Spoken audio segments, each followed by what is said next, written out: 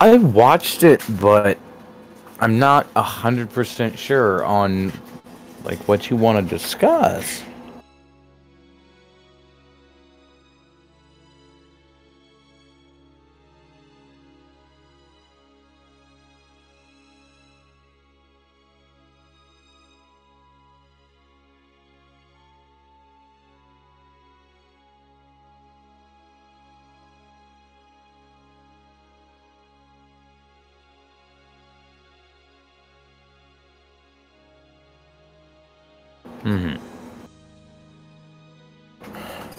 Well, the sad part about it is I keep seeing these like knockdown drag out battles, and it's pretty concerning when it comes down to it.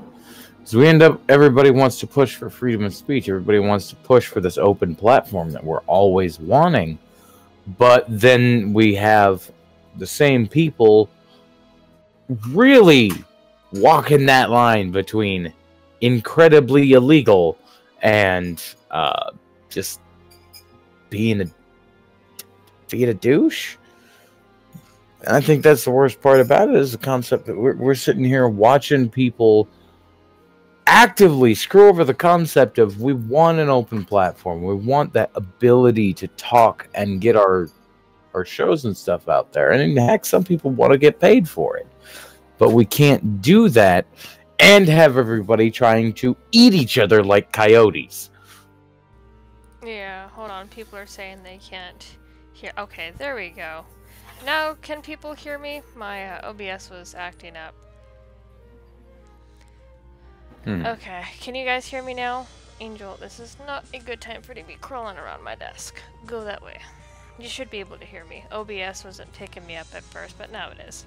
Okay, so, and that's true enough. I've seen battles go beyond the point of trolling to where you now have people's dead children getting dragged into it, and dead grandparents, and just flagging each other now. It is now turned into a flagging war, which I was actually quite surprised, because we are vehemently against that sort of thing and we'll go after our own for doing it, but now it's just, we're doing it. It's okay now.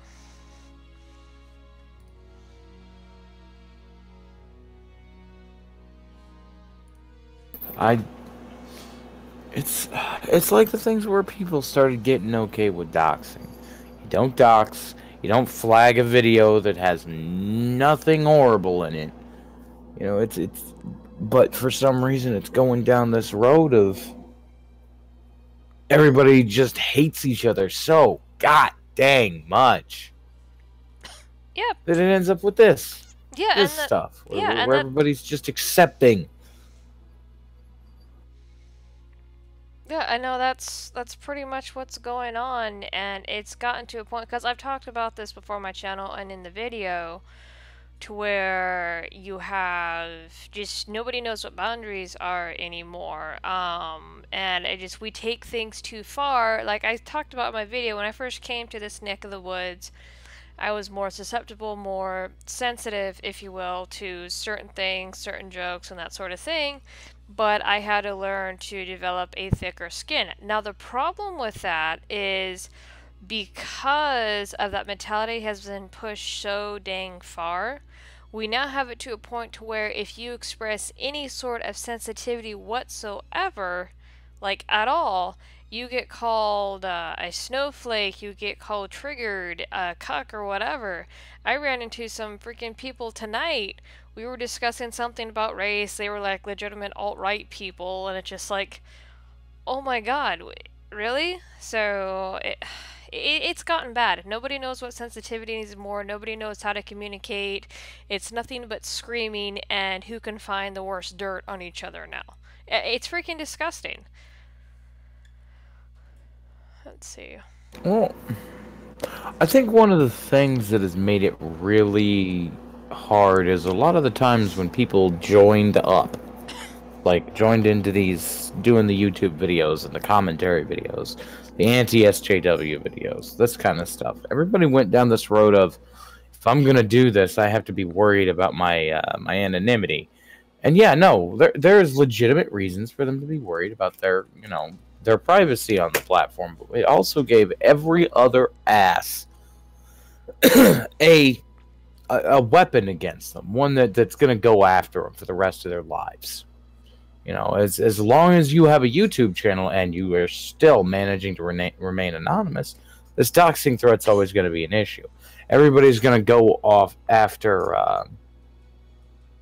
what they can, anything they can find. They just want to dig up every little bit, which is why if you really want that passed, you have to come out there, give out all your shit, all your stuff, and once you have, you can just, you know, hear him say, I'm going to dox you, and be like, I did it myself. You have no power over me.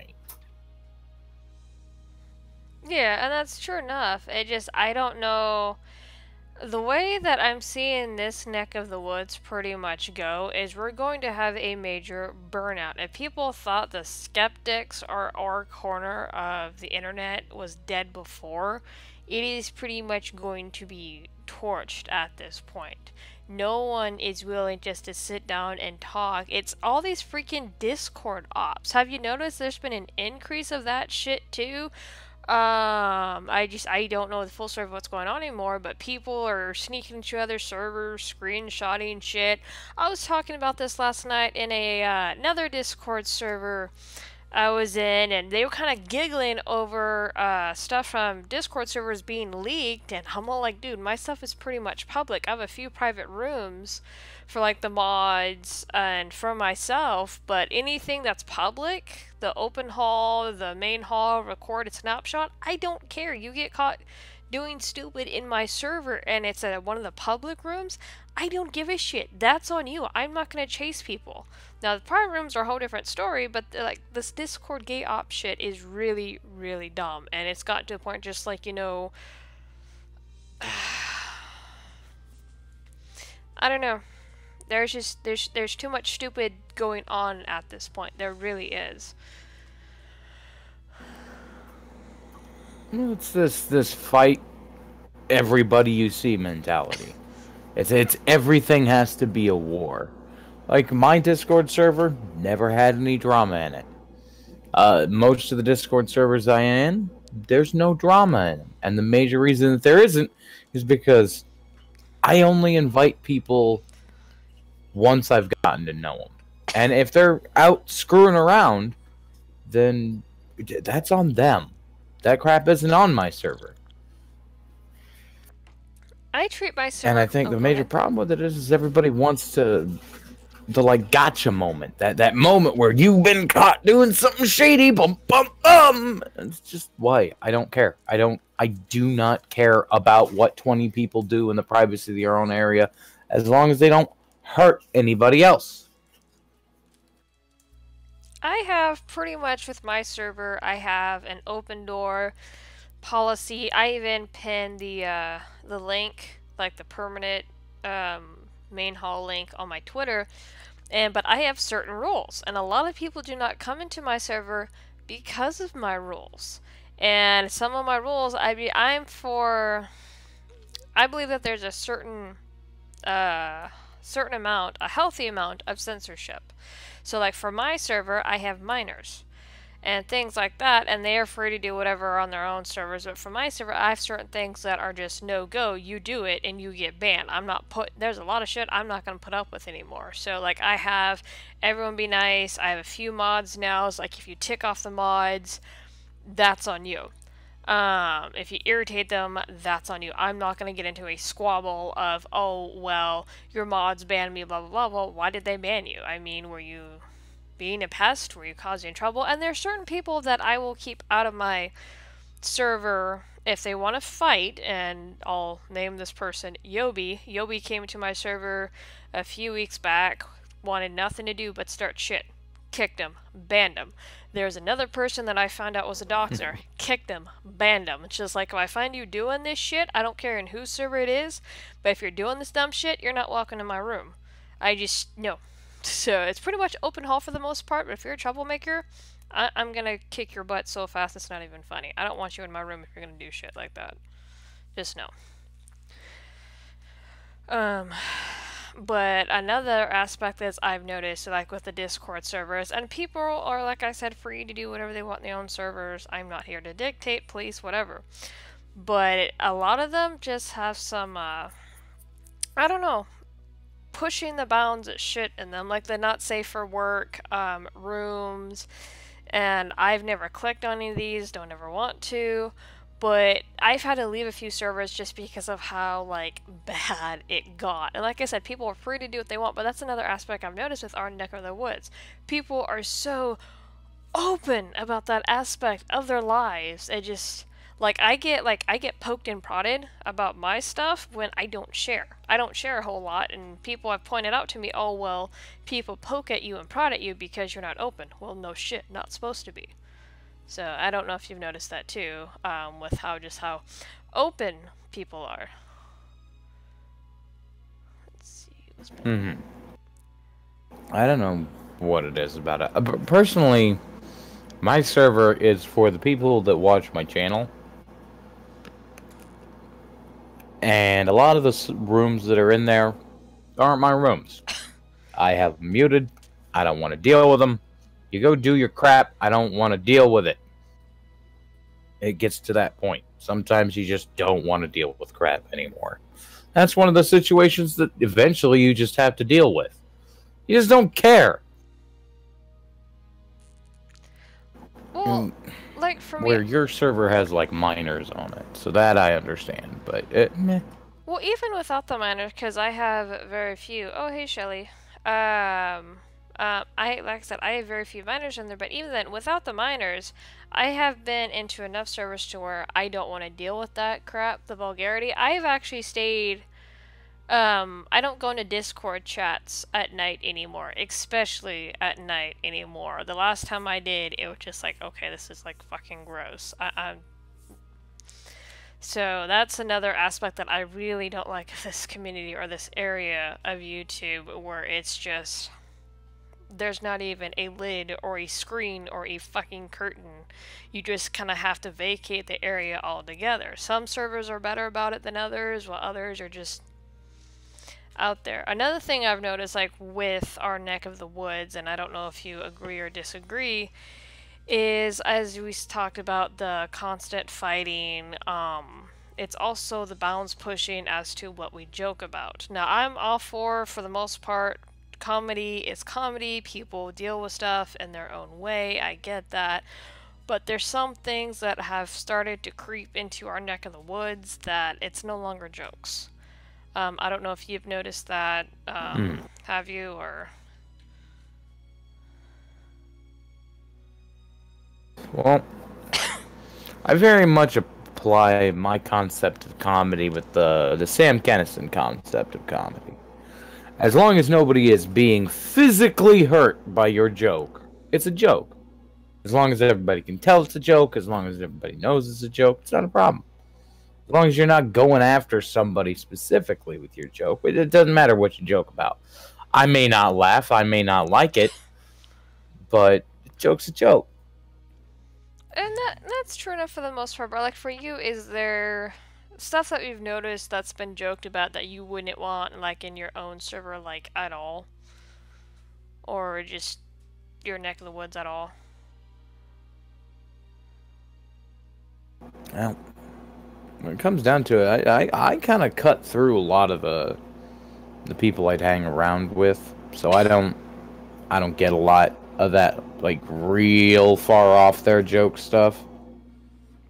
Even if it's not a joke, there's some stuff I won't put up with, but I got nothing, man. It's just this whole concept of if we're gonna be joking around about something, the people that I spend time with these days, they don't pass that limit. They stay in their, like, area of where they know they're not going to start crap with somebody.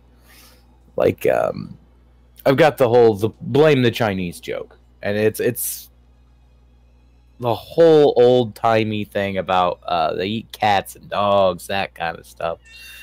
And we make a lot of jokes about it, but if we legitimately believe we've hit somebody a little too hard with a joke, we stop and we're like, "You all right, dude? We were just messing with you." And I think that reflex is kind of disappearing. They don't want to, pop up to you and be like, "Yeah, no, man, we're just messing around." Once we get to that point of where we have to explain that it's just a joke, we've gone too far and we recognize it. But there's a lot of people out there that aren't getting that right now. Like they just take the joke so unbelievably far. It's not even funny, and nobody's being like, "Dude, we're just kidding."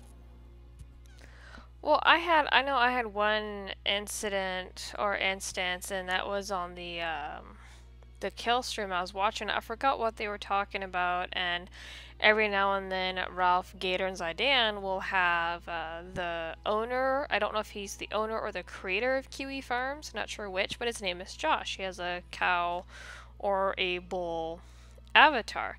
So for some reason it went into the subject of child molesters and pedos, and I don't think he was joking. I really don't. And this is because I had been dealing with stuff similar to that like all week, and he like literally said anybody who's been molested needs to get killed so they don't turn around and molest someone else.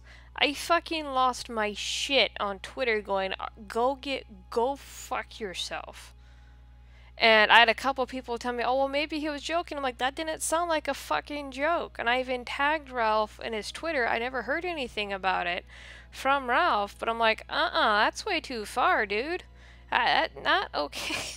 Like, I have my own boundaries, and there's some stuff that I don't joke about, period. I mean, I don't make a lot of jokes about a lot of shit, because it's like, that's... No.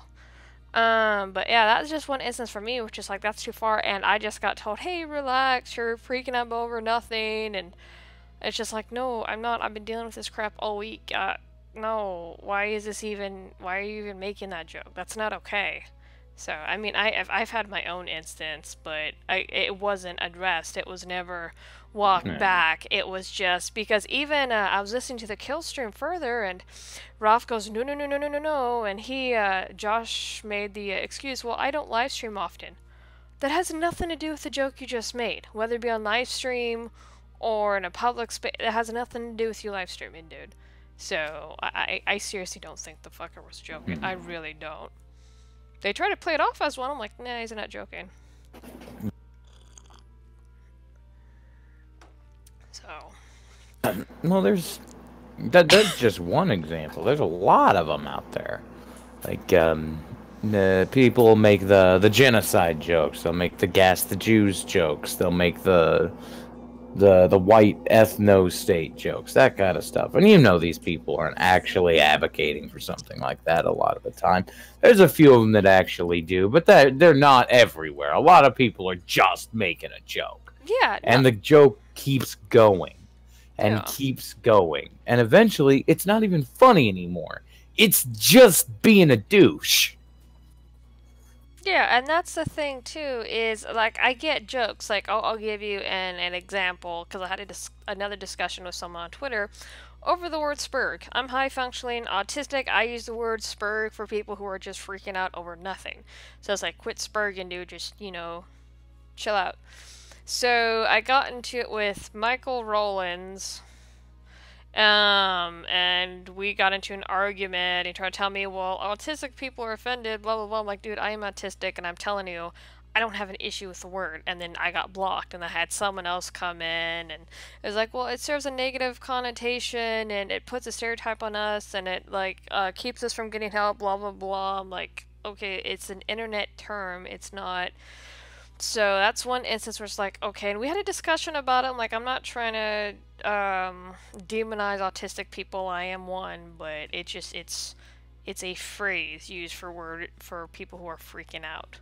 So I understand making jokes and using specific phrases, but my thing is now, as what I'm seeing with what's going on with YouTube, particularly with our area, and the migration that's been going on lately, to which I'm staying far away from right now, is it's gotten to the point to where no one knows what boundaries are. And a lot of people are taking notice of how a lot of people over here behave, and they're raising the alarm. You have somebody now raising the alarm over at Stream Me going, you have a bunch of people, and I don't think they're all Nazis or alt-right people going to Stream Me. Our behavior is worrying people, and that to a certain point, people need to just like, get over themselves and grow tougher skin.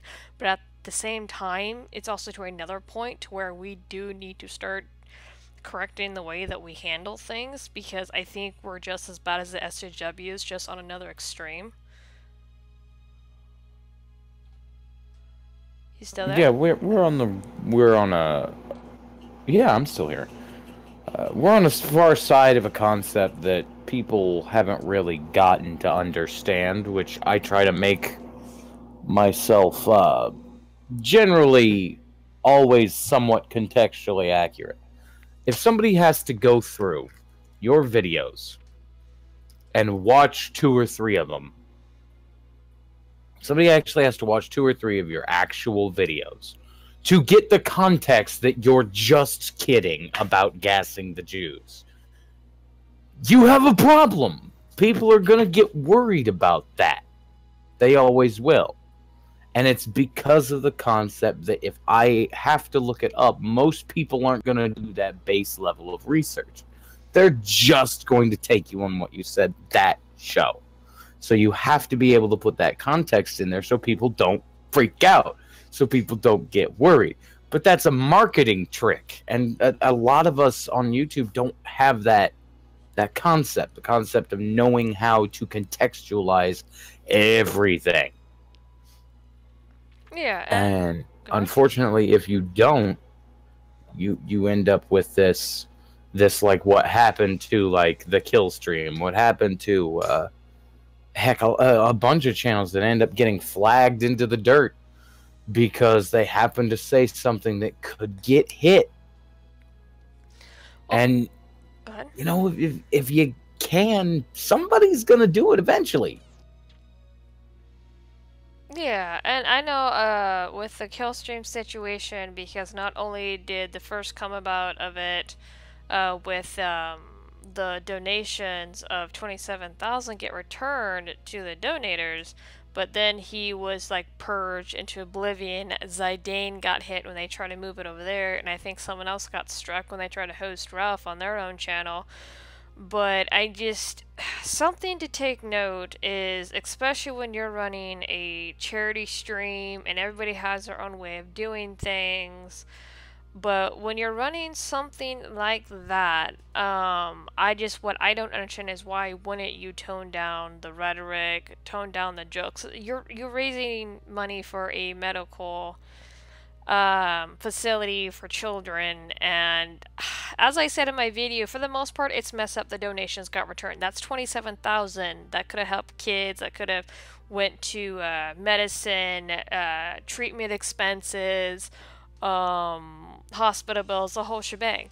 But from another standpoint, very slight standpoint, I can understand the PR problem, where it's just like, well, they have all these people around them, and we don't want to be associated with this. So, in a way, I can understand it from that. But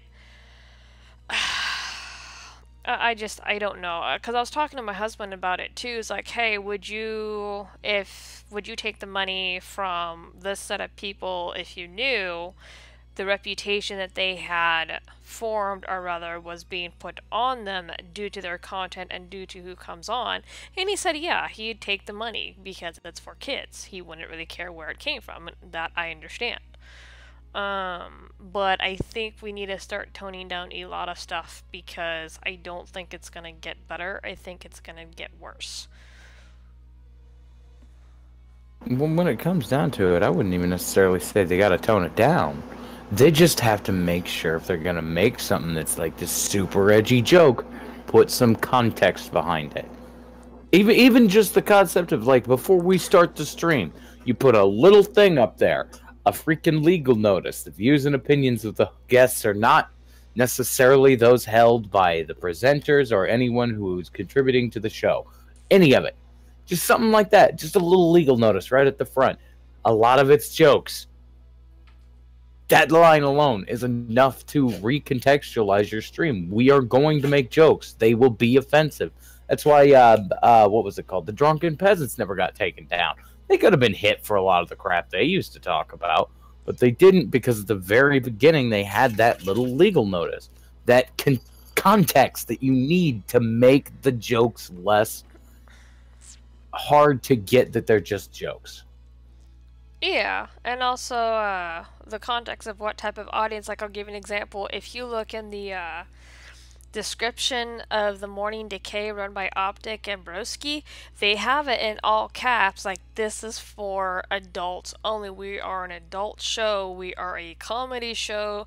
We do not endorse bullying, harassing, and none of that other garbage. And they put it in all caps for people to see. And I don't think they've gotten hit yet with some of the stuff they talk about on their show too. So that's... I don't know. There's just not enough context. I don't know what needs to happen. I really don't. But I feel like it's gotten to a point to where we have lost our own footing and we're just kind of tumbling downhill, and we're trying to migrate to all these different places. And mark my words, I don't think with StreamMe, I don't know anything about them yet. I haven't looked in to see what type of platform they are. I know they're streaming, but I don't know what their views are.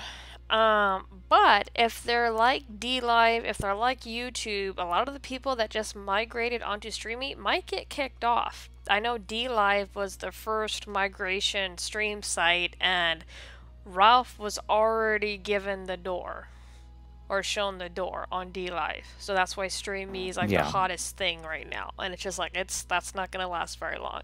That is a high that's being ridden out. Yeah. So, well, that's the thing. Everybody wants this platform where they can post whatever the hell they want. That they have that platform out there right now. It's called Pornhub. You can upload whatever the hell you want to Pornhub because it's not monitored, and all the servers are offshore. You want to actually go do some crazy stream stuff? Go do it on a porn site. People might migrate to that porn site just to watch your show, but that's where you've got to go to do it. And the reason for that is because those sites aren't gonna take you down. Oh. But that's what you're gonna end up having to do, because there's a point where these programs, they're gonna get hit by somebody. And the company is gonna go like, well, we're watching this show, that got flagged, and there's no context here. There's no notifications that it's this. It's not set for adults only. It's not set for this or this or this. All these little boxes and all these little criteria you've got on there. You're missing all the little check marks. And if they check too many of those boxes off, you're going to be gone.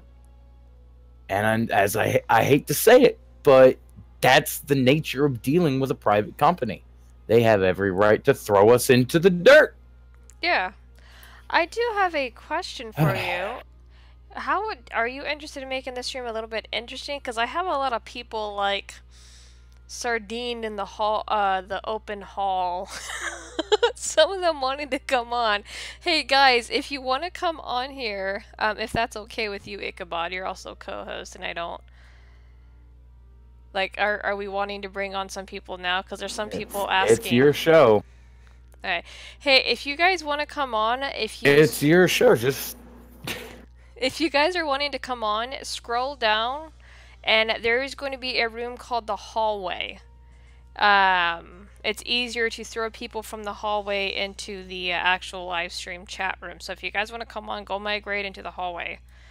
Because I had some people in the chat, and so it'd probably be better with a few people in here. But yeah. And that is true, and I really feel like with the StreamMe situation, it's not going to last very long. It really isn't. StreamMe's going to more than likely step in, because unfortunately with Ralph, with Medicare, and I like them both. I watch a lot of their content, things like that, but with these two and a few others that have followed suit, they bring with them this negative reputation, and I really don't think StreamMe is going to put up with that stuff for very long. Now, if they're like Gab, then there shouldn't be much of an issue. But if they're not, it's going to be hell. Let me see. Did some of you migrate into the hallway? Oh, yep, we got oh my god! Oh, they all moved all at once. Okay! I'm just letting you know, you are probably about to get trolled pretty hard. No, I know a couple of them are trolls, but it's okay. Let's see.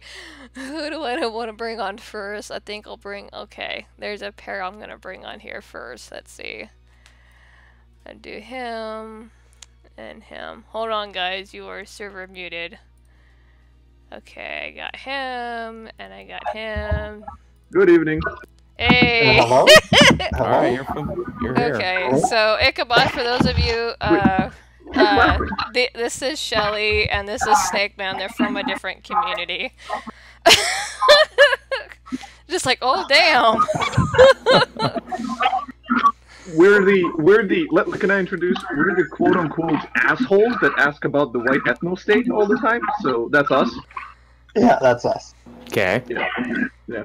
So, Sheldon, you had a point you wanted to ask. Unless you guys want to start off with something. No, you're fine. Somebody needs to kill the background noise. I don't know who it is, but kill it.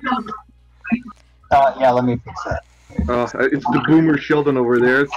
Tony Hawk needs to fucking shut his computer down. Let me see. You fix your shit? Alright, well... How's that? Okay, that should be fine. I don't hear anything. Tolerable, I would say, I guess. You on? Yeah, okay. He's fine. Alright, well, Sheldon, you were eager, so go ahead. What are we talking? Okay, so... Oh my god, Sheldon. So pretty much, if you haven't noticed with what's been going on with the anti-SJW/skeptic community or corner of YouTube, it's an all-out dumpster fire. You have people's dead children being brought into it and passing relatives, and it's now turned into a flagging war, believe it or not. You have the bigger ones flagging each other now. Mm-hmm. So, we've been talking about, like, having a healthy set of boundaries, and how this community or area of YouTube has no fucking clue what those are anymore, and how it's actually hurting us more in the long run. So... Well, what do you mean a healthy set of boundaries? Pretty much, where there's certain lines that you don't cross. Like I said, like we've been discussing, I'm all for comedy, I'm all for jokes, I'm all for free speech. Huh? Without context. Like, you can make edgy, awful, just terrible jokes. But make sure they know you're making a joke. Just so you don't get... Hold on, if I explain a joke, it's not funny. No, you just explained that the show is about jokes. But it's really not, I don't think. I mean, I don't know what Ralph's intention with the show is. You'd have to ask him that question, not me. If you're talking about specifically him, that is. He's an entertainer. That doesn't mean his show only centers around comedy. Well, yeah, no, it's not exclusively centered around jokes, but he's gonna make some jokes, and that's all you need at the beginning of the show, as you say the show's for entertainment. And I mean, is this about Ralph, or was it Ralph? It was somebody there regarding miscarriage. That's it's not about Ralph. Andy. It's not about Ralph specifically. It's pretty much about the quality of this corner of about the YouTube. Environment. Yeah, and how things are just like raging into a roaring dumpster fire, and nobody is wanting to chill out, and it's getting worse. So, well, my opinion is okay. So your guy's stance is that it's a little bit too rough now. There's no limitations. There's no boundaries. Well, there are. I mean, you don't see anybody posting child pornography on here or anything like that. To be perfectly honest, it's not that there's no rules and that there's no boundaries. It's people are acting stupid to be functioning on a private company, and they're going to get taken down. It's just an eventuality. Yeah, how long is it going to take? I mean, to me personally, right? I'm not... With Ralph, right? He got flagged for his super chats, right? And then he had to move to the fucking first one, which they were happy at first. They were like, "Oh, 6,000 people, viewers coming over, holy shit!" And then 2 days later, they were like, "Okay, we do not condone this," and they kicked them out. So then they went to Stream Me, and they've been comfortable there since then. I don't know if you can trust Stream Me. I don't use and I don't stream, but to me, right? Like, I don't think before, when YouTube first started, there were really no limitations. You could Yeah, post no, I know. anything Fuck, you wanted. I've been here about that long. I remember the old Wild West days of YouTube. Yeah, Problem exactly. is that they're trying to gain a little bit of legitimacy as a company, and Well, they're in doing order it to the do shitty way. that, people, yeah, no, it is a shitty way. But the problem is that whether it's shitty or not, we have no control of that. Okay, well, if they want to take down my stream channel, that's fine. I'm still gonna host like, there's nothing stopping me from creating another channel and creating more videos on that other channel. Mm-hmm. Right. So, That's so what's the absolutely problem? true. Yeah, I don't see a Well, problem. a here lot with of that. people that start a channel want to be heard. Every time you restart your channel, you're going to lose some of your subscription base. It happens every time. Of course.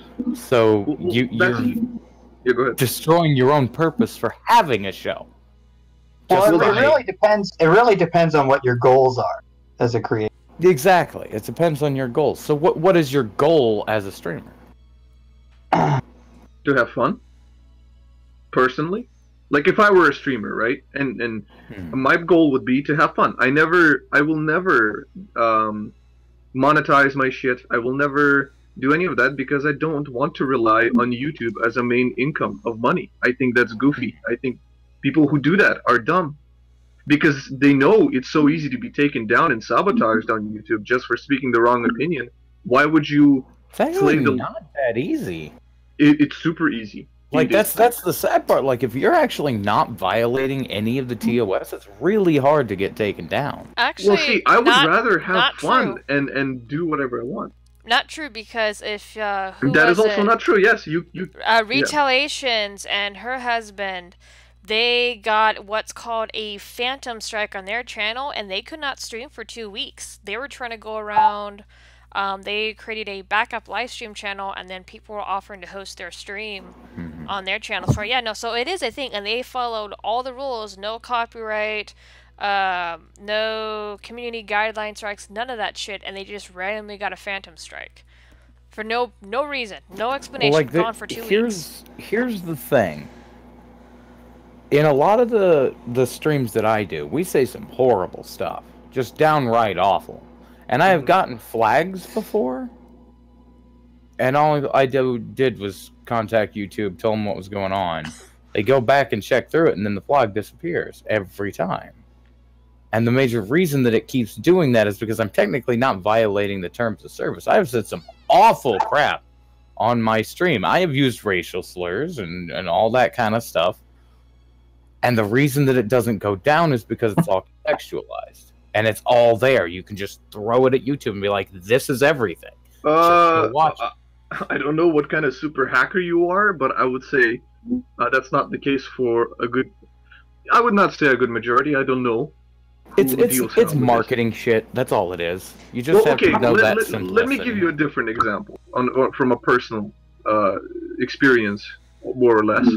You guys, I don't know if you know what I do. I post shitpost videos on Vita's channel. Like, I edit them myself, and then I send him the finished product, and he uploads it on his channel.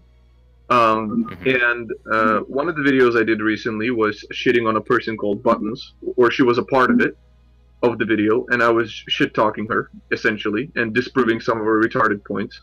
And what happened is she got butthurt, and she flagged the video down, because according to her, we posted some of her doxed information, which was a photo of her real self, which she posted herself on DeviantArt, so it wasn't private information, but that's what the video got flagged for.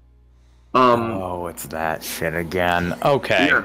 Hold on, hold on. Wait. I didn't finish. Okay, The thing you didn't finish, but you're already wrong. Oh, I'm already wrong. Can I take a second and point out what the issue is and why it... Go ahead. Okay. All right. The release of any information from one platform to a different platform falls under what YouTube considers doxing. So technically it was doxing information. How was it doxing if I didn't give out any addresses? Yeah, but I don't care what YouTube defines. They're just wrong. Are you on YouTube? It doesn't matter. Did it get flagged on YouTube? It doesn't matter if I'm on YouTube. Like, I know what you're saying. You're basically saying, like, because I'm on YouTube, I have to follow... I'm going to be subject to YouTube's definition. right? And you're right about that. Yeah. But what you're wrong, like I don't care that I'm subject to YouTube term, right? What I care about is the fact of the matter, right? Mm-hmm. And the fact of the matter is that if your picture is on DeviantArt and it's publicly accessible, that is what I would call publicly accessible information, right? So as far as I'm concerned, even if it means my channel might be, even if it means I will incur the video getting taken down or a community guideline strike or whatever it might be, well, I don't agree with YouTube, right? YouTube is just wrong here. I don't care, right? Okay, okay, hold on, Sheldon. But let's play the YouTube game, right? Let's go by your idea here, right? Okay, so I took that non-private piece of information and I posted it on you, and yada yada. Okay, there's a copyright rule on YouTube if you remember, right? You cannot post somebody else's work, right? At all. So, okay, Chambers, are you currently using art from your DeviantArt on like as some sort of template for your stream or something like that? Yes, everything I create by myself. Like I don't touch anything copyrighted. Okay, but is it on DeviantArt? But is it on DeviantArt, though? No, I believe I posted this image on my public Discord, and then my public graphic page. Okay, so I can report your video because you're stealing from your page. You see how that doesn't make any sense? Do you see how that's a completely different issue and a completely different rule? It's still stealing by your logic. It's one from one server. Actually, my logic pertains specifically to YouTube's definition of doxing, not YouTube's definition of copyright. No, but I'm giving you an example because that's You're giving an apples to oranges example. It's not the same rule. Yeah, but okay, but let's go back to my point. Do you agree that YouTube terms in what were we talking about again? Their terms and service is absolutely ridiculous. Yeah, so you agree? Oh yeah, no, it is. It is absolutely ridiculous. Okay, well, I don't know what we're arguing. Is way too ambiguous, but we're still bound by YouTube's rules. If we're gonna have a channel, we're stuck dealing with their rules. So you have to find ways to circumvent that. Well, here's what I'm seeing from this. See, it seems your position here is that you would prefer to play it. You would prefer to play more their game, right? You want to be a good boy. Right, for the most part. You have to play their game, or you're going to you don't have to play their game. That's wrong. I can make a new channel. Exactly. You can make a new channel and lose and suffer for that. And no, I won't suffer. That's the point. You will always lose viewers every time you make a new channel. But we're coming back. Now we're coming back to the value question. Okay, so somebody like Ralph. What is your point? Well, what's my point? Well, my point is that it depends on what you care about. So do you care about your channel? See, I mean, hold on. You keep coming back to this point of, well, you build something up, you build a channel up, and I mean, if you're being goofy, if you're not following their rules, you can lose a lot of that. Even if you start a channel, you're gonna have to build that base up. You technically don't even need to follow their rules. You just have to know the loopholes to get around their rules. Well, whatever. You just need to not be. You need to not. You know what I'm saying, right? You need to not be. Punished, let's go with that, right? Okay, fine. Here's the thing, right? If you're somebody who highly values that subscriber base and maintaining that subscriber base, right? Whether it's for whatever reason, maybe it's social status on the internet, maybe it's money, maybe it's financial, whatever the case is, if that is your primary concern, then fine, right? Do that. But maybe if it's a secondary or tertiary concern, right? And maybe you're Jace, and you're more concerned about just having a good time. Or maybe it's a amalgamation of those. And maybe on given months or years, maybe you change your mind a little bit and you want to pursue something else in terms of that goal hierarchy, right? Well, then you can do that, right? My point here is that it just depends on what you value, right? That's it. That's really the answer here. Right? Yeah, it depends on what your goals are. It just depends on what do you want out of using YouTube. That's up for you to decide. Yeah, but that's the question here. Well, I want to see people take shitting on someone for being a fucking retard, and if the person gives permission to make fun of their aborted fetus, and people start doing it, I want to enjoy that shit show. For me, I love it. That's fun. But you guys have some sort of boundary problem with it? Although it doesn't affect you in any way, last I checked, your channels are not being affected by that, right?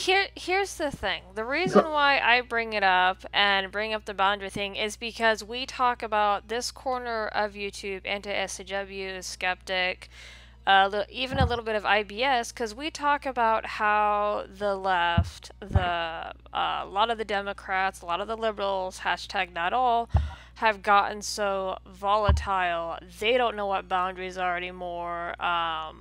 We constantly berate them on their behavior, how they're oversensitive, how they don't know how to disagree, while at the same time, we do something completely opposite to where we push boundaries so far, and we still want to be heard, we still want to be taken seriously. But we push things so far out of bounds, and we go overboard with the jokes, telling people, oh, well, if you show any sort of sensitivity, you're a snowflake, you're triggered. And I'm not saying all, as I said in my video the other day, not everyone in this corner is like this. There's still a lot of content creators that haven't gone ambulance chaser, that haven't gone edgy McGee, and are just still doing content. One of those people that I like, he does some edgy jokes here and there, but he still keeps his content really well and good, is Sinatra Says. He's pro Second Amendment, he talks about guns, and he talks about the stuff with Tucker Carlson a lot. He's one of the people that's still trucking on, despite his channel constantly getting flagged, but I could still take him seriously, because he doesn't push those bounds.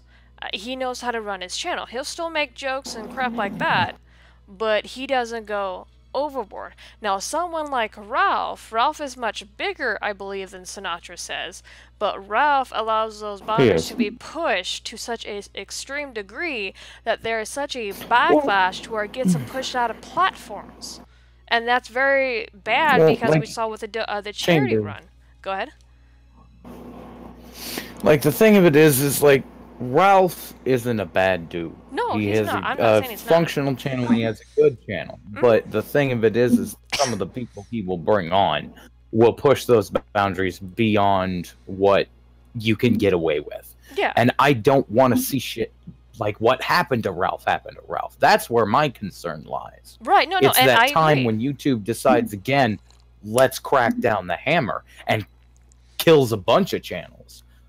I don't want to see what happened to fucking Alex Jones happen to a bunch of other content creators because they've pushed the boundary too far and there was no fucking context. And that's where the issue lies. No, but you can't control that. There's no. You can, though. Being That's retarded. my point. You can absolutely control it. All you have to do is find simple loopholes. Points in the freaking terms of service. You can't control every person on this platform. Hard. You can't control every person on this platform. There will always be the people on the platform. I want people to control the platform. You're telling them to act a specific way. They just have to do something basic. My God, it's the same concept of putting a lock on your damn gun so the kid don't blow his head off. You take the protocols. You take the shit that you need. Okay, to make sure your channel stays. What loophole do I take when my donators are donating to me during a stream chat, right? Live donations, and they're saying some heinous shit. Do I just not read it? Well, at that point, I'm not. Well, one, you don't read it aloud. You just let it pop up in the text. But then you transfer the money into your like Streamlabs or your PayPal. Don't use super chats. You go through Streamlabs, pops it into there, goes right to your PayPal. You make the donation from your PayPal. And how many people have directly? Okay, but because if you do it directly, that's when YouTube steps in. But how many people have made these instruction videos and these suggestions, and how many people are using it exactly? None. Not enough, and that's the problem. But they won't. I don't like. You're having a problem, an issue over a problem that won't fix. You're not gonna fix this. Mm-hmm. No, and so I don't see. So, and. No, you're gonna say something, Chambers. And that's true enough, but here's the problem. The reason why it's something that needs to be talked about is because we still want to be taken seriously. We still want to be a presence on this platform. And now I understand YouTube right now is in the hole, and depending on what happens with Article 13, which people are not freaking paying attention to that crap, we could very much all lose our channels here in the next 2 months. That is a reality that people are not waking up to, and they're thinking that, oh, well, we could just migrate to other places. No, you guys don't understand what's on the frickin' table right now. We are toast in 2 months if that crap passes. Susan's gonna pull the frickin' plug on us. She already said she would. So the reason why it's such a problem is because we're already in hot water. We're nearing our lifetime, if that makes sense. Our span of time here on this platform. Yeah, and just we're go making out with a bang. Well, see, no, but here's the thing. I know that you're a different channel, so this doesn't necessarily apply to you or doesn't have to. But our neck of the woods, our Anti-Sjw, our skeptic, when we're constantly berating other groups like BLM, feminists, the left over their behavior, yet we're doing something, if a different extreme, but something similar, and we still want to be taken seriously, it doesn't work. And that's why it's such a problem right now. But how does the... Okay. Huh? Well, okay, I didn't know you were a skeptic or an anti-fem chat. I didn't know you were a skeptic or... I'm not a skeptic. I'm sorry, I'm so turned on right now, I can't help it.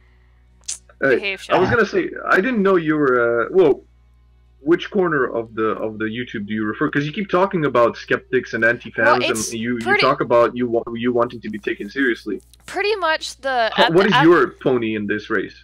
At this point of time, the skeptic community and the anti-Sjws are intermingled. I think they like meshed 1 or 2 years back. Me, from my point, my channel is gonna drip subs regardless of what I do. I've accepted that, and it's just like, I'm just gonna keep doing my own thing until the plug is pulled, if it does come down to that. For me, I would like to see our genre of people or our community just like put out there again. For me personally, I want to be an influence, and right now I don't have the energy or the audience, as I'm losing influence very quickly and have done so over this past year. But I would like to be able to stand out going, hey, I'm not about this crap, I'm not pushing this crap. I mean, that's just me. There's a lot of stuff I want to do with my channel. But that's what's selling, though. Huh? But that's what's selling. That's what people are watching, right? Like, and that's true enough. So are you? Go ahead. Yeah. No, I was gonna say, like, so are you saying you don't care about losing subscribers, yet you're concerned about loopholes in YouTube? And I'm like going, like, so why are you concerned about loopholes in YouTube if you don't care about losing a great amount of subscribers? Like, two different people here. I run a small entertainment channel myself. Chambers and me don't have the same channel. I'm just the co-host. You know, I come on here and I do the talking, but we are two very different people. Okay. So no, I'm talking specifically to her. I'm trying to understand what both of your stake is in all of this. Like, why are you all so concerned about this? Well, you want to know why I'm concerned? Go ahead. Because there's a lot of channels on YouTube that I like to watch. Ralph being one of them, Andy even being one of them, Optic Decay. I used to watch the Kumite. I watch a bunch of other channels, and there's a damn good possibility that these channels are just going to get zapped out of fucking existence. Well, because they can't manage to come up with a very simple concept of how to handle these loopholes. If I can figure it out, they can too. These fuckers are smarter than me. And that's fine, but like my thing about this is like, I don't want to capitulate to YouTube's retardation. And even if that means we lose YouTube, fuck them. Yeah, exactly. Fuck them. Fuck them. No, I'm not capitulating to their shit. It's not happening. So what's your alternative? Well, then if we lose YouTube, I'll go do something else. Exactly. Wait, here's the thing. You know, like YouTube isn't my life. No, Shelly, Snakeman, let me point out something though. As I said, you guys are two different channels. Go ahead. A lot of the people in the Anti-Sjw community, even skeptic, this is their livelihood. Not to point out, Sinatra says, and he's talked about this stuff on his channel. Right now, YouTube is his livelihood. He's not able to get a physical job right now due to his home life or due to a situation. I think it has something to do with the grandmother's taken care of, but these people also want to be an influence. They want to influence change. That's what the problem is here. If they're a bunch of like shit posting channels like you guys, I wouldn't care. You know? Yeah. Yeah, and fuck YouTube for shutting them down, right? Exactly. Fuck YouTube. Yeah. Like, here's the thing. You guys don't get it.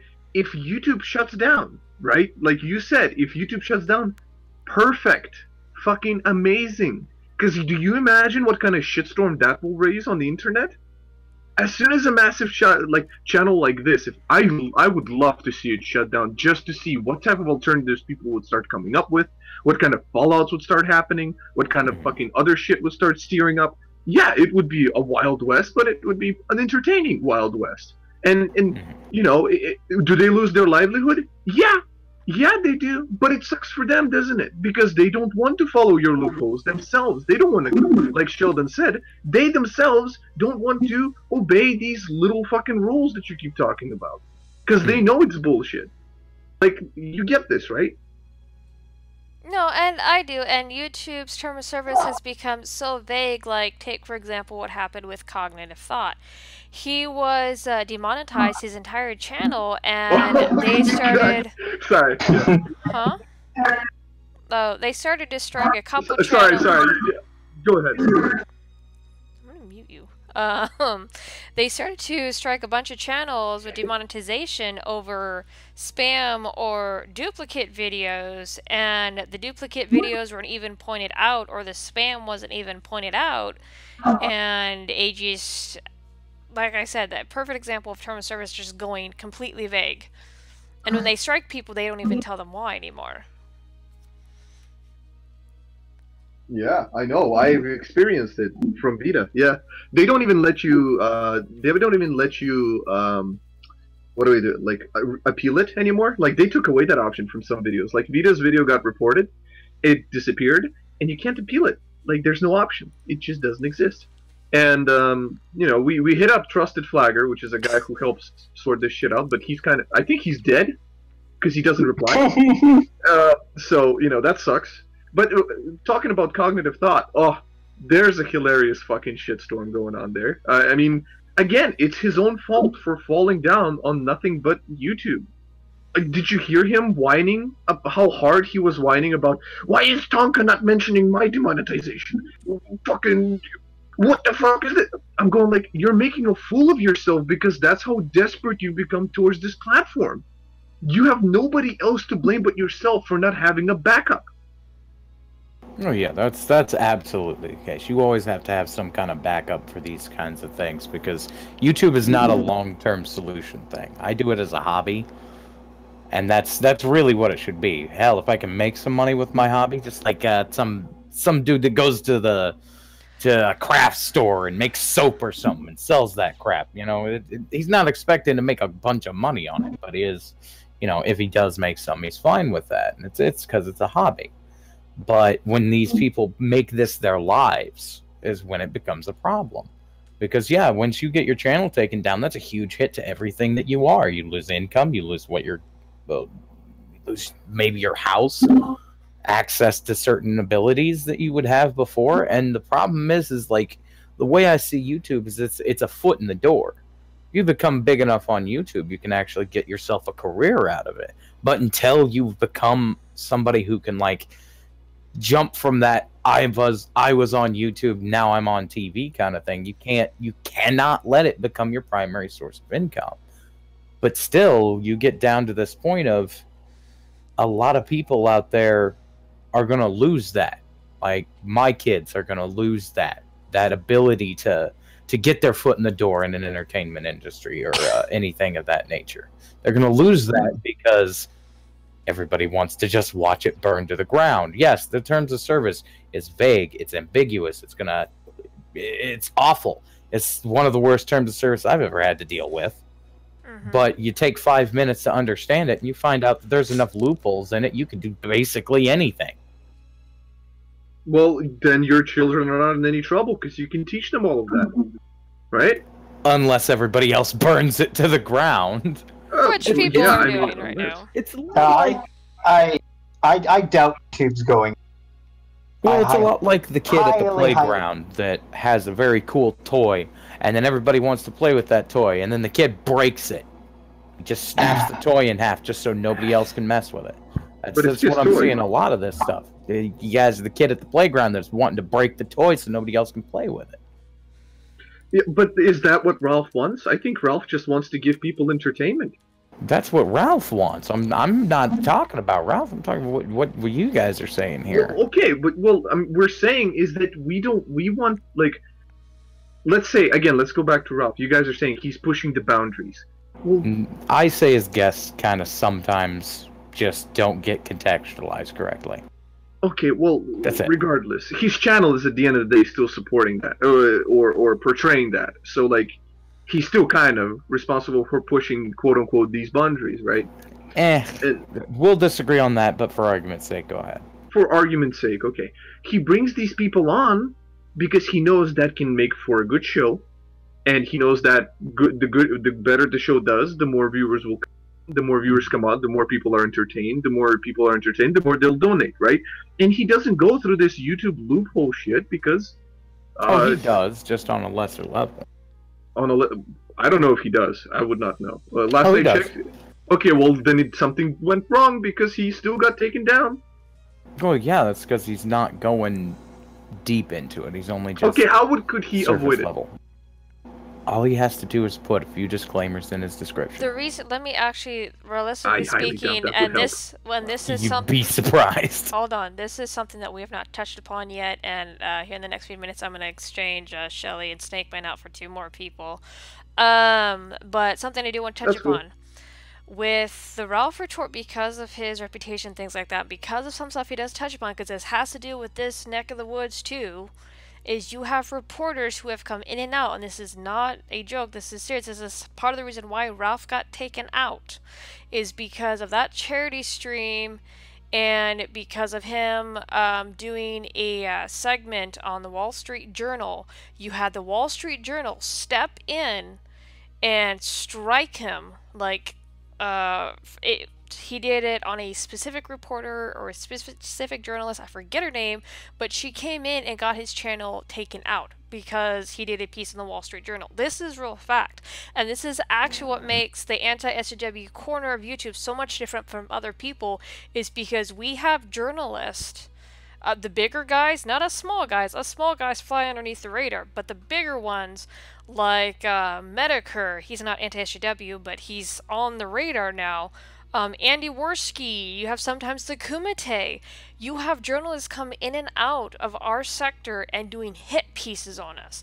This is another problem. Now, granted, a lot of them are full of bullshit, but because our behavior is so extreme, we're giving credence to these freaking shitty-ass articles. That is another problem, too, and that's what makes our community and our neck of the woods so much more different, and why we do need to rectify some stuff. Because we have journalists popping in and out trying to start shit. As an important note to that, though, like what that lady, like the Wall Street journalist, whatever she did, that's some bullshit. Oh yeah, that's some hardcore bullshit. Oh no, I agree. And then she protected her Twitter. So yeah, no, I agree. Yeah. Of course she did. Well, can I say something, right? Well, okay. So what is your alternative here? All right, you said you were gonna swap us out, and I do gotta go to sleep in a few minutes. So I will basically, this will be my closing statement. I don't know about Sheldon, but to me, I think again, it depends on your values. If you want to bend over for these journos and you want to get fucked in the ass by them and their dumb rules and their dumb standards, right? And you want to, be quiet and be nice enough for them not to touch you. I mean, by all means, that's your decision, and you can feel free to do that. I'm just telling you. People don't want to do that. They want to instead turn around to these journals and they want to say, go fuck yourself, fuck your rules, fuck your standards, write your hit piece, I don't give a shit. Yeah. Right? That's what some people just want to do. And if you guys, and if you guys don't want to, if you guys don't like that, well, sucks for you guys. I mean, that's maybe why you're not as popular as the other guys are, I mean, that's just the point. Oh, no, you're fine. All right, well, I'm going to fuck off. Thanks for this. This was great. All right, nice thanks for coming on, Snake Man. Yeah, see you around. Yeah, no problem. But how do I fucking leave? Oh, you just say the little. There you go. He's got it. But Shelly, do you have any? Yeah, well, I think I already said what the point was here. It definitely depends on what you value, and obviously, if you're somebody who really cares about a particular community or a particular platform, you're probably going to lean more towards controlling your behavior to ensure that that platform or that community still exists to the capacity it currently does. You at least hope it does. And if you don't share those particular values, then that's not going to matter. Yeah. And that's, again, really what it comes down to. So that's that. Okay. But anyways, is fair. Thanks for coming on. Anyways, thanks for having me on. I'm going to bail too. All right. Yeah, so talk to you. Nice meeting you, man. Bye-bye. But okay, so I'm gonna bring people on that have never been on here before. So there's one. Hold on, Nick, you're still muted. And then this is a name I don't think I've ever seen before. So we have, hold on, I have Black Tachyon. I don't know how I pronounce that. Yeah, Tachyon. And then I have Nick Minuteman. Yes, that's how my name is pronounced. Okay. How we doing? Doing alright.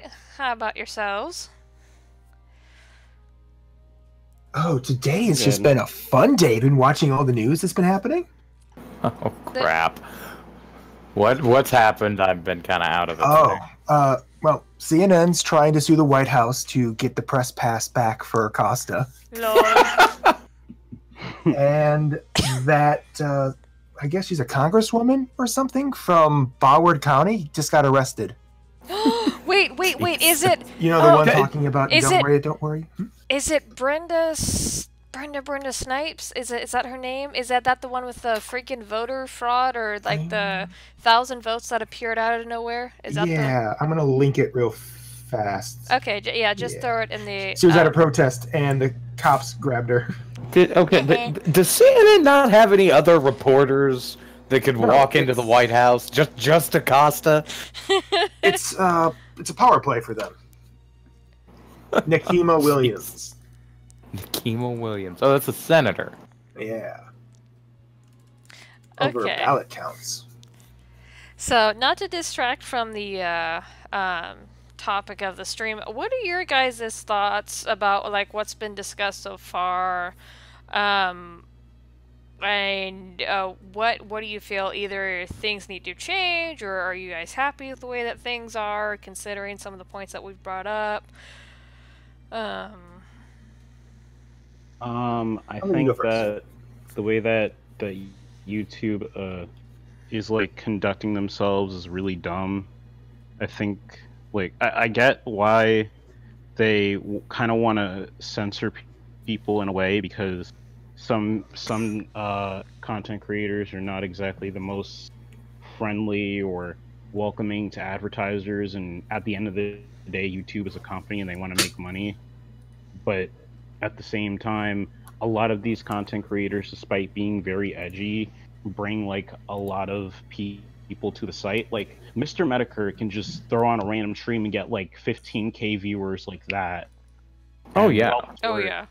They get like really good views on everything. So, and Jim gets like so many donations. He has to take out like entire sections of his streams just to read out all the super chats he gets. So these guys are bringing in revenue to the site, and I think that YouTube, by trying to essentially silence their voices, is kind of maybe is going to end up doing a number on themselves. I'm not saying like they're going to bring in the same amount of revenue as like Jake Paul or Logan Paul, but obviously they have some impact. Well, yeah, you're going to make a certain amount of revenue, no matter what kind of content you're making. You're gonna get that base revenue stuff. Like I kind of flirt the line with copyright sometimes, because at the beginning of my streams I'll play music, and all of those things have been hit by copyright. So anybody that watches that, they are getting revenue for those streams themselves, even though my channel's not monetized in any way other than the Streamlabs stuff. But the problem is how much of that bleeds over from other content creators, ones that are more safe or are more family friendly, that crap. And the problem is if these people are still, like, let's say, subscribed to, I don't know, Markiplier or any of those other, like, you know, touchy-feely channels. Yeah. If they're willing to sacrifice a channel that might lead to them having some problems with, let's say, Pepsi. Yeah. And that's really where one of the biggest issues is going to come is YouTube, in protecting itself, is hurting the other channels. And if, like, it's also hurting itself. Like Chambers keeps saying with the Article 13 and Article 11 in the UK right now, they're only left with two options. One of them is completely region locking YouTube for the EU, and the other one is shut down voices, shut down channels. And the problem comes when people grab that hammer and start banning channels that just kind of flirt with the lines, and that makes it to where, again, the concept of the kid in the playground who's got the toy, everybody wants to play with it. You know, he's got a box of these toys, but rather than hand out the toy and, you know, play with his, he's going to just light that box on fire and watch it burn to the ground because he doesn't want to share that toy. Yeah, I can understand that. YouTube is like kind of, they're like out for themselves, so they don't really care how these other, like, these edgier channels are getting affected. They're gonna do whatever they can to keep advertisers on, but but they're gonna end up hurting themselves because people hate YouTube. Every YouTuber I follow, like, basically just dunks on YouTube all day on Twitter. They just keep adding them like, hey, this thing is happening to my channel, fix it. And everyone in the replies is like, wow, YouTube is trash. And I think they kind of know that they have no allies in this. But because we're all subject to using their platform, they can do whatever they want and not really feel any repercussions from it. The problem is the mismanagement of it all. Oh yeah, like YouTube's mismanaged. Like the concept of let's just take a simple solution that whatever her last name is, Susan, could do. I think. Susan, I talk to The Rock. I'm just like you, YouTuber. Yeah, well, like the whole thing of it is I like her last name is impronounceable to me because I'd never heard it before. But Wojcicki? Something like that. Yeah. Anyway, like it's a very simple thing she could do rather than having just wholesale ads. Something like that. Let's say there's a Second Amendment channel out there.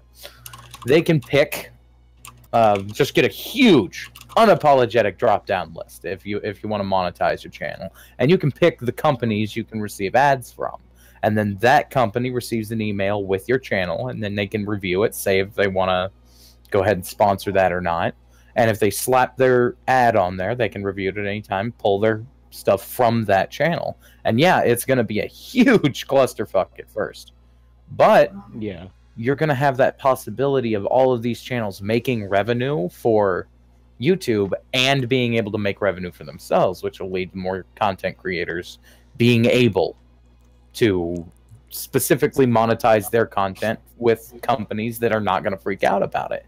It's like if what was that the Daily Wire, Shapiro's thing. He takes a bunch of ads from like the Jewish and Christian Peoples of America stuff, the NRA, like all these companies that would be more than happy to advertise on his channel, and selects them, and then the company approves his channel, and then bam, YouTube doesn't have a problem because the companies that are approving it already approve of it. Well, see, here's the thing. Everyone's kind of ignoring the history of YouTube. I don't know how many people here are, well, for lack of a better word, old Fs about it, but that's what YouTube kind of used to do for the partner program. To get into making money on YouTube, it was a pain in the ass. You had to actually get approved. You were put in basically to a category of who you'd be advertising with. It got easier on YouTube's part because, let's be fair, that's all they care about is how easy it is for them to make money. Every extra step they have to do is the step they don't want to do, right? Yeah. Yeah. So what was people like, if you know about other channels, if you start getting to a higher level, if you know anybody who's a YouTuber of over 100,000 K or close to 1 million. You start dealing with the networks. Have you guys had any experience with those? I used to get poked at them. Yeah. Poked about the networks. So I used to have a couple poke me, but I went nope because I started to look into them, and everyone that I looked into, people were saying were shit. So I didn't mess with them. Yeah, if anybody needs to learn about the networks, just look into Maker Studio. That's Disney, for the record. Ouch. But here's how it works. Without getting into detail and spending an hour and a half going to the economics of how a studio agreement works, is it's a step easier for both YouTube and you, because they act as your manager for content and protection. Because when you're part of a network, YouTube kind of leaves you alone for copyright for the most part. If they like the network. That's part of it too. Yeah, that's true, yeah. But again, the network tends to cover your butt. If most companies that can, well, let's be fair here, we know how YouTube works. Most people who will claim a copyright against you won't risk it if you have a network, because that means it's somebody else they have to deal with, not you. Yeah. And we know how many copyright trolls are on YouTube right now. Yeah, they don't want to have to deal with a lawyer. Yeah, an actual lawyer when you're just some Chinese dude in a company calling yourself Bethesda Inc. Yeah. Yeah. Yeah, so on the other side, though, what you're discussing is something that came up during the first Adpocalypse. Mm-hmm. And again, they won't do it because it's steps on their part. They don't even want to talk to, like, it makes sense. You would think, hey, I'm a gun channel. Maybe I want to advertise with Smith & Wesson and people who make gun products. I don't want to advertise with birth control. That's not my market. Yeah. What YouTube wants to do is just have, we will sell you stuff. Here is your ad slots. Really? Oh, no. You just give us $1 million. We'll slather you on the highest traffic videos we can. No. Well, here's an interesting concept, because this is something that I've actually noticed. Either of you guys watch a channel called Doc Griffin? I've poked around at him. Okay, well, Doc Griffin. Well, Doc gets these people that he has no business having on his channel. He's got like 500 subscribers, but he had the director of freaking God, what was that movie? Nightmare on Elm Street. Oh, Wes Craven. It was either Nightmare on Elm Street or Friday the 13th. But he had the director of the movie come on and do an interview on his channel, and there's no reason for that, and it's just because he called him and poked him. Like, you can get a sponsorship for, like, if you're a Second Amendment channel and you have, like, even let's cut it down half from what you're saying, 50,000 subscribers. All you got to do is go poke that company, call their corporate office and be like, hey, I have this channel. It's on YouTube. I have this many subscribers. Do you want to maybe sponsor me? And then just do a couple of ads on your channel. Well, you can do that and make obscene amounts of money. Well, here's the problem too. Something with YouTube, because they don't allow everyone to advertise on their website. And as Ken kept bringing up in the chat, is the alternative is BitChute. Now the problem with that, BitChute is about free speech. But they don't have enough traffic, and they can't get, I don't think they can get enough advertisers right now, and they don't even have a streaming service. And a lot of the advertisers that are either like NRA, conservative, Christian, whatever, they want to advertise on YouTube because YouTube has the biggest reach right now. And that's the problem, is BitChute has not been able to catch up. And as Nick brought up in the chat, you have VidMe. VidMe freaking, like, fizzled out because it wasn't making enough money. They try to get advertisers. Advertisers weren't coming, and BitChute has not been able to climb that ladder yet because all the advertisers want to be on the biggest site, and that biggest site is YouTube right now. There is no alternative, giant-wise. Not even to the conservative advertisers, PragerU, all of them want to be here on YouTube because it has the most extensive reach. And until someone else climbs that ladder and go, hey, come over here, we got traffic over here, it's not going to happen. BitChute is never going to get up there until they find a way to jump up their start and pull all those advertisers over into their area. So, with That's kind of what happened with the Zipcast. I actually saw that. It was because like I remember. Go ahead. Like, cause I know. I think it was like a year or two back. People were like talking about like, oh, Zipcast. It's like old YouTube. We should go here. It's gonna be great. And now no one like talks about Zipcast anymore. I don't even know if it's still around. But I think it basically just came and went in like a month. Well, I think it's still around, but I don't know.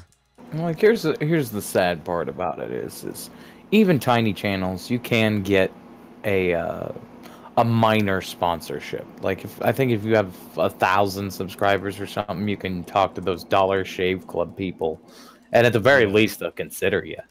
But the thing of it is people see that as selling out these days.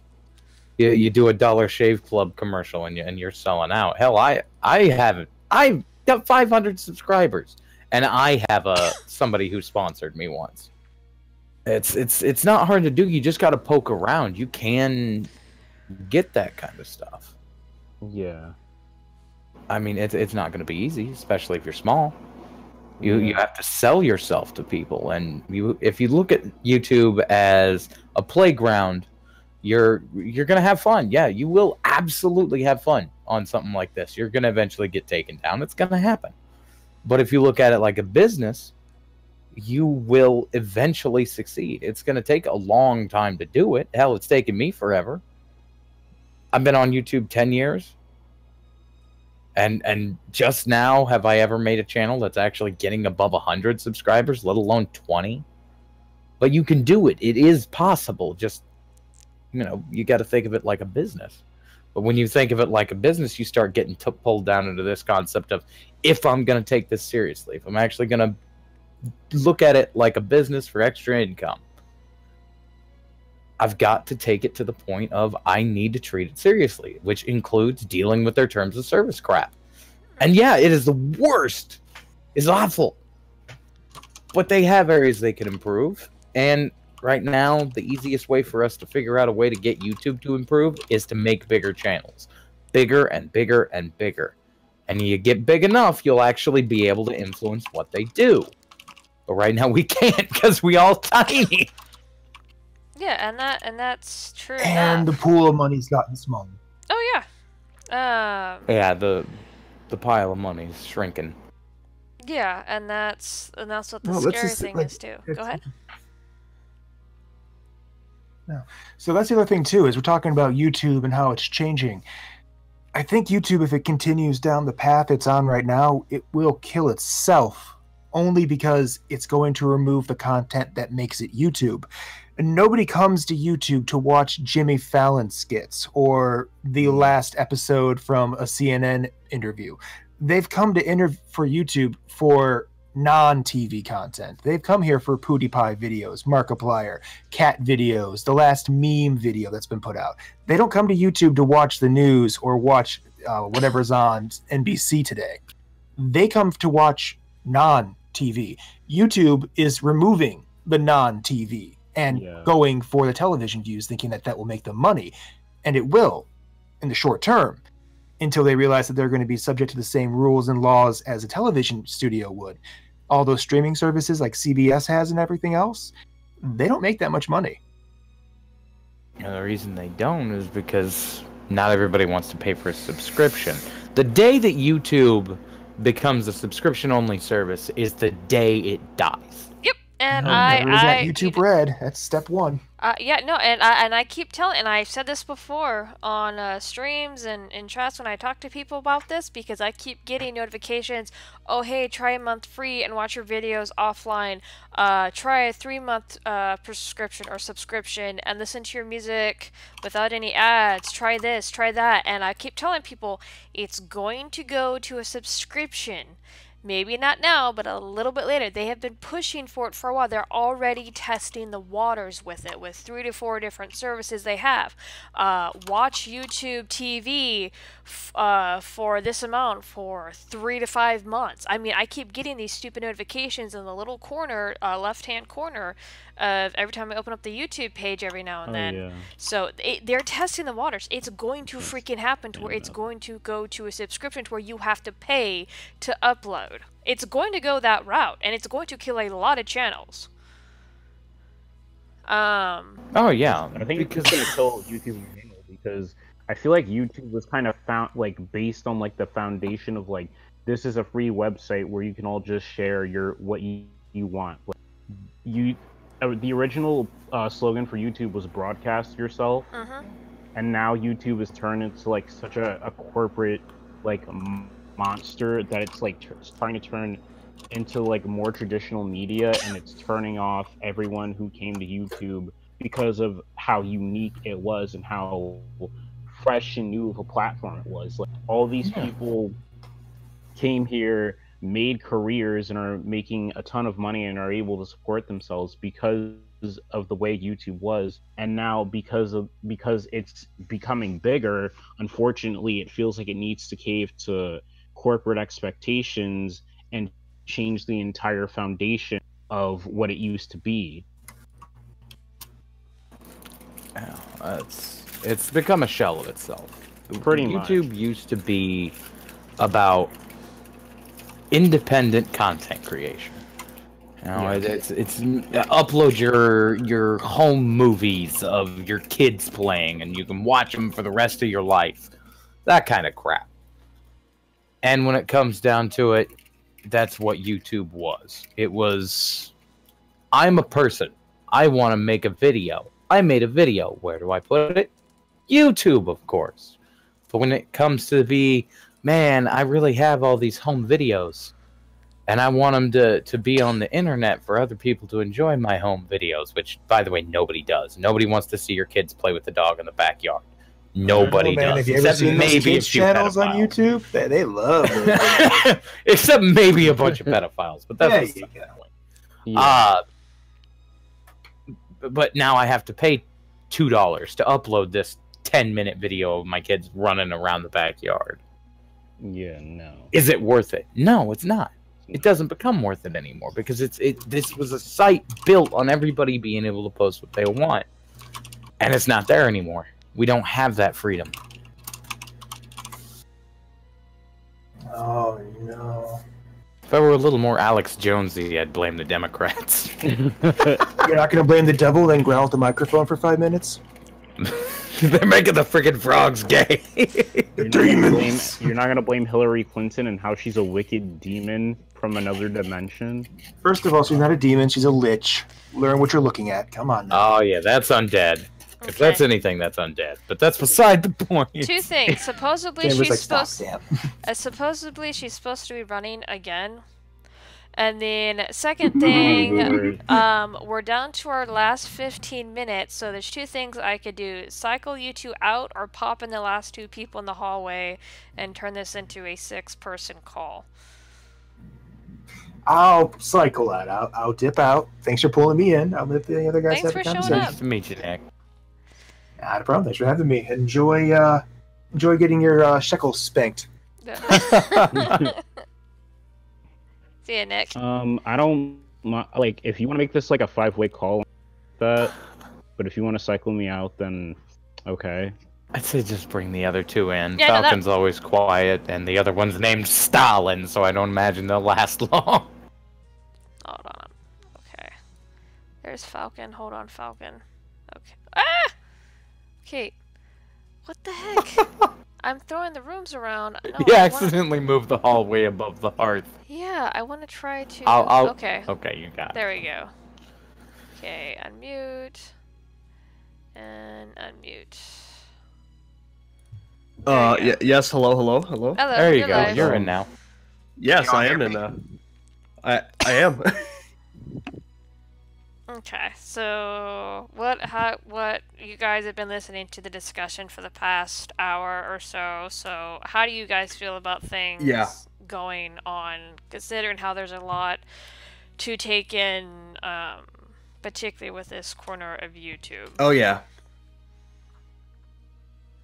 Personally, I mean, I would probably align myself the same way that Jason Sheldon were when they were here earlier. Mm-hmm. I feel like it's a shitty thing to have happen on YouTube that we have to deal with. The Article 13 thing that's going on right now. Yeah, this is going to destroy. This is more than about YouTube. This is about everything. Yeah. Oh yeah. A lot of people don't realize if something can be seen on a platform or website or wherever, whatever website it's on in a different country. Like if you post something on the Daily Stormer and the German government decides they want to come and arrest you, they can come right over here to the United States and arrest you and drag you back to Germany and haul you through a German court. And the United States, because we have an extradition treaty with Germany, we can't do anything. And if it can be seen So I didn't know about country, that. it's published there. I need citation for There's that. some international law issues with that. Yeah, I you would need a can't. citation because I'm Other like, countries I just find- can't come in and drag U.S. citizens through their courts, especially if the U.S. citizen is over here. We in haven't. America. Yeah. Well, here's It's the because thing. we have an extradition treaty with them. Here's the thing.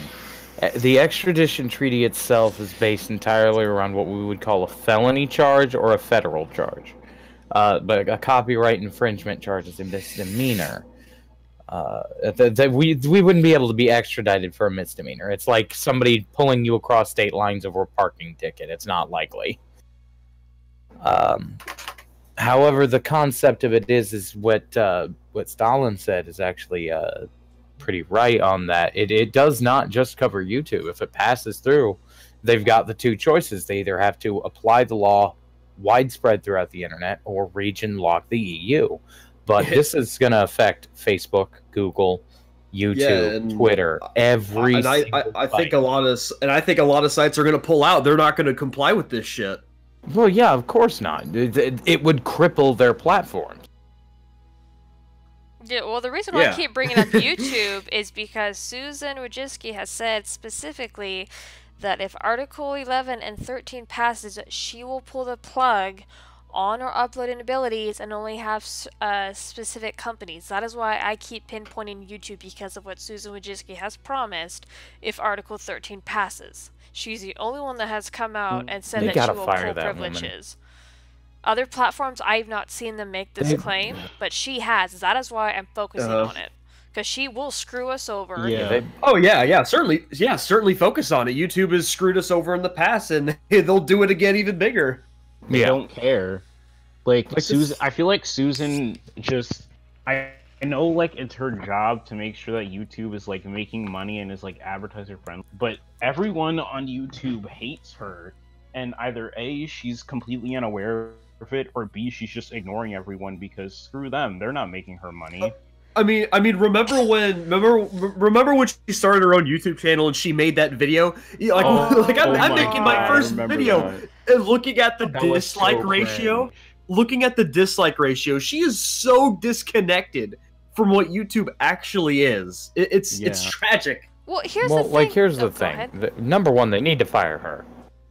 They need to fire Susan. There's no way around that. Yeah, there's no ifs, ands, or buts about it. Susan needs to go out the door. Shuffle her out the door like the sunshine of her life, and she can go do whatever the hell else she wants to do in her life. Give her a nice severance package, whatever. Because here's the thing. I don't hate Susan. I think she is terrible at her job, but I don't hate her. I'm sure she's a wonderful person. I'm sure she got kids out there. She's a wonderful mother, too. But she is not the person that YouTube needs to ever make it a viable or financial boon for the company that it's currently working for. She needs to go away. I don't care if you hire a transgender African-American Chinese guy. I don't care. Well, I mean, if it was criteria, so they could basically hire me. make it pro-consumer, or in this reality, pro everybody on YouTube that doesn't want to die. YouTube could be one of the greatest platforms for both content creators and the company itself. All it has to do is do like 3 things. The thing is, like, back in 2014 through 2016, I feel like that was the golden age of YouTube. Like, that was when YouTube was really popping and everyone was like kind of coming into their own. And then the apocalypse happened, and it was just like that. YouTube started to become public enemy #1. That's because of busybodies, man. That's because of the Wall That's the Street worst part Journal. about it. The Wall Street Journal came in, saw a few things, and went, "Oh my God, look what's happening over here," and didn't put it into context. Look what's happening with PewDiePie, man. This is such a I was just saying they came for PewDiePie, and because he's objectively the biggest channel, that had like a trickle down effect on everybody else. Oh yeah. Yeah, and I was upset to see that. It's like, people were, scrambling all over the place. Some people were, blaming PewDiePie himself for the whole adpocalypse, and I'm like, stop rushing to, to blame someone like him. What's to blame is the pieces of shit that are writing hit pieces on us. Yeah. As Chambers was saying earlier, the Wall Street Journals is, could go after people like Medicare. That'd be pretty fucking bad. That would suck, because Medicare's... But the thing is, I feel like Medicare just doesn't care. He'll move to a different platform and find success, but it would suck if he was gone from YouTube because of, like, the place he has in it. Like, people... As much as people hate Medicare, they can't, like, they begrudgingly respect. The dude is one of the faces of YouTube. Definitely. And there's a reason. Ironically, for he that. doesn't have a face, though. Yeah, well. But, like, here's the thing. Unless Sargon finds his docs. and Chambers, I'm going to be a little mad about this concept, if that's all right with you. You're fine. That's fine. All right. Well, here's the deal, and this is the part that really irritates me about the concept of YouTube. The golden years that y'all are talking about, those were wonderful times. Because anybody could post whatever bullshit they wanted to post. It could be weird, freaking crazy, just horribly racist, horribly sexist, all this shit. That was all everywhere. It was everywhere, and it was funny to watch, because you could see all these people be terrible people, and you just have a freaking spotlight on them. Oh yeah, dude, I wish Leafy was views. back. I wish Leafy was back, dude. The thing that ruined it, and I want to be that guy that points out the exact problem is moral freaking busybodies. A bunch of people with too much time on their hands, way too much life in their bodies left, but they're just getting so old or curmudgeon-y or stubborn or stupid that they had to come in and start a problem with every single person doing their own things. The whole issue here is the same issue that we're starting to see in every other little YouTube group that's slowly bleeding over into the others. Moral fucking busybodies who have no goddamn business throwing their shit everywhere, smacking 20 people in the face with their flaccid penises, going smack, smack, smack. Okay, here's the problem. You're talking about the bad things. Don't talk about the bad things. They make us sad in the soul. Well, I'm sorry, people. It's not that your freaking business. If I'm going to run my goddamn channel, you can go deal with my channel. Come to the comments. Complain there. Don't freaking go to the Wall Street Journal to complain about Andy Worski shaving his balls live. What? I mean, it's funny that you say that. You say like, "Oh yeah, they're gonna take their cock and they're gonna wang it. They're gonna bang it up against 20 people and cause them a bit of troubles here on YouTube." But with this whole article, 11 and 13 shit. Oh, they're gonna elongate their penis by miles, and they're gonna swing it at everyone. Yeah. Oh yeah, definitely. Yeah, we're all gonna busy get fucked in the ass. Yeah, and I just we're all kind of screwed. There's no hope. I would say there's no hope, but it's not looking good though. No, it's not looking good. Chambers. People gotta do something. Huh? Oh, it's not looking... I said, what were you trying to say? Oh, it's not looking good, but we're not helping the situation either with pushing those boundaries more and more and more past the breaking point. At some point, we do gotta rein in some of our stuff and go, okay, yes, they're doing hit pieces on us. It's bullshit. What? What? I don't know. The pushing the boundary thing kind of made me roll my eyes in that part of the stream where you guys were talking with Jason Sheldon on that. Because here's the thing. The thing about Ralph Retort and Medicare and that whole ilk of them is they are built on being edgy. Sargon and V and Medicare and all that group, they will say the most outlandish things just because they don't care. And remember, did anyone see that Medicare stream where his entire chat was just making jokes about Sargon's dead child? No, and I haven't. Did you guys see that? No, I haven't. No, I remember watching it for a little bit. I saw the super chat.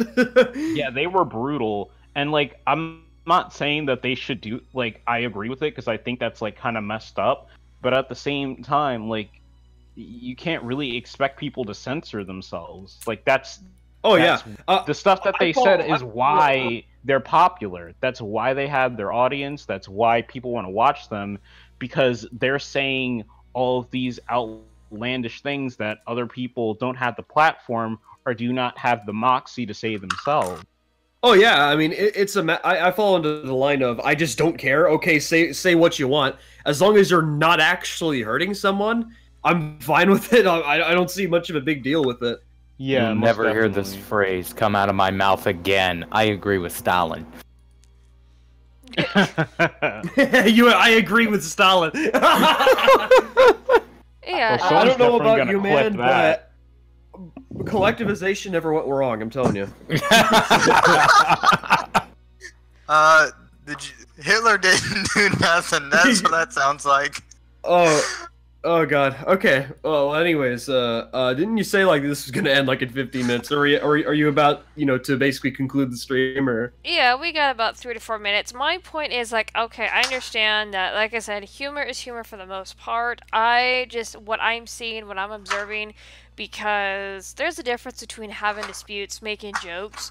But because our corner is such a raging dumpster fire, we're to the point to where the bigger ones, we're in a freaking flagging war with each other. Not all of us, and I'm not going to like name specific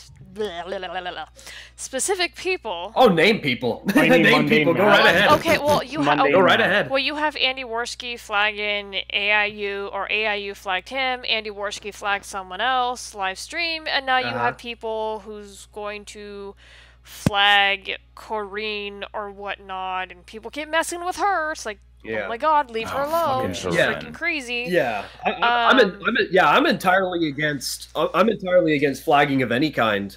You know, just as a weird divergence from that concept, has anybody ever like sat down and talked to AIU?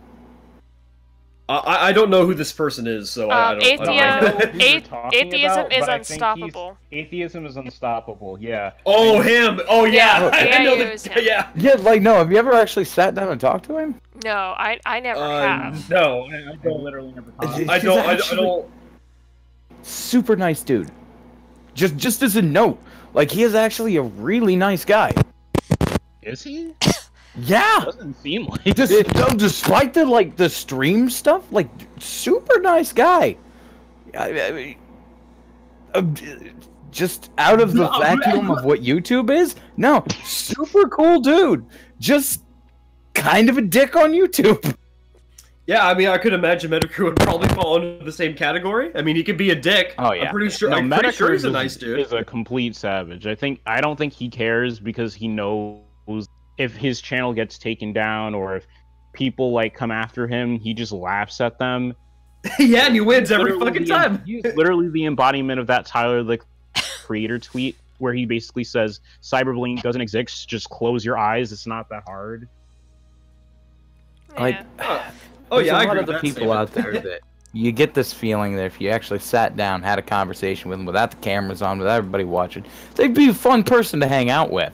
But you put them on YouTube and you put them in front of the audience, and they just become assholes. Yeah. Oh yeah, I think. I mean, Chambers, you remember the conversation we had the other day in the barrel, and Jace was describing how people think that we're the boogeyman and we go and harass people or bully people or some shit. I don't know. It's kind of like that. But when you actually go into the barrel, despite all of the crazy shit, like, oh, we're psychopaths, man, we're gonna go around and cyberbully people. In reality, you go in there and it's the complete opposite. It's just a bunch of random oddists on the internet just trying to fuck with people for the entertainment. There's nothing much else there. Yeah. My thing is, and I'm gonna wrap it up here. My point is, like, I'm not. Okay. For me, there are boundaries, healthy boundaries, not extreme boundaries, and a healthy amount of censorship, depending on your audience and things like that. But it's to the point now, is we either adapt or we die. And it doesn't matter if the rules are unfair, they're not going to change, they're going to get worse. We either need to adapt, cut back on the shit, or we're going to get snuffed out. Alright. Fair enough. So, you guys have any closing Or thoughts? is that it? Well, yeah, that's for me. Nah, But... I think I said everything. I personally, I just hope that nothing bad happens to YouTube. Even though it's probably going to happen, I just hope nothing bad happens. I don't know. I'm over here in the U.S., so I don't know. I don't know what much I can do about that situation. Europe has to save itself at this point, dude. Well, Yeah. I don't know about anybody else, but I'm a especially when it comes to the 20th century and the late 19th century, but I'm a pretty big fan of history. Europe seems like the senile old parents of the United States. Kind of. I'm not. Yeah. In the case of trying to, fuck with the internet, I guess on the scale of Article 11 and 13, I mean, we've already had the FCC like recently trying to fuck with the internet, but not much really happened out of it. But with this Article 13 and 11 stuff, it takes it like 10 extra levels. Okay, yeah, Yep. This is a pretty big deal. Yeah, And I hate to say this for especially the Brits, they don't like this, but here in the States, we still see the Brits as European because they go nuts too. They went down this rabbit hole. Oh, go ahead, Chambers. How so? What? yeah. I just had to say that in case some Brit was watching. I'm like, if you're referring to Brexit, I mean, I didn't see much of a problem with that. But No. What even was? No, I mean, Getting out of the EU, but you have assholes and you have all the spoiled children putting a stop to that, and Meyer sold the Brexit movement out because she's trying to get a soft deal, and she just threw everybody underneath the bus. But anyway, that's like for a whole another topic. Who covers that real well? I want to say Computing Forever does a lot of videos on that, but yeah, that's my point, and we'll just have to see what happens in the next few months. But thank you guys for coming on. It was awesome.